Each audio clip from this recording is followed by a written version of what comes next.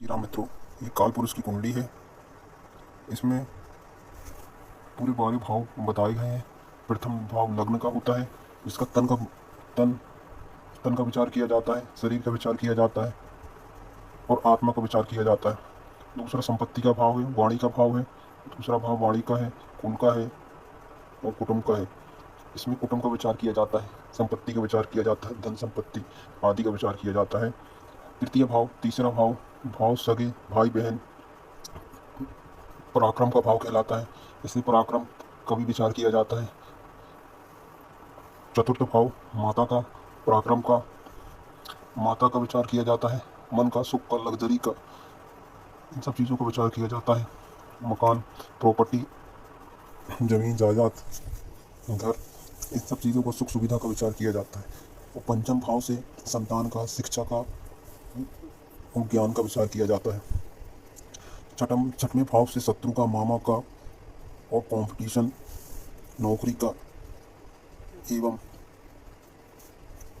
शत्रु का विचार किया जाता है। और कोर्ट कचहरी का विचार भी इसी भाव से किया जाता है। सप्तम भाव से साझेदारी का, पत्नी का, पति है तो पत्नी का, पत्नी है तो पति का, मित्र का, जीवन साथी का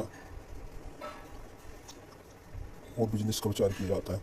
अष्टम भाव से मृत्यु का, रोग दुर्घटना, ये गुप्त भाव कहलाता है। अष्टम भाव गुप्त भाव रहता है। विद्या, आध्यात्मिक चीज़ों का विचार भी किया जाता है और एवं और भी चीज़ों का विचार किया जाता है। नवम भाव से भाग्य का, धर्म का, वो पिता की आयु का विचार भी नवम भाव से किया जाता है।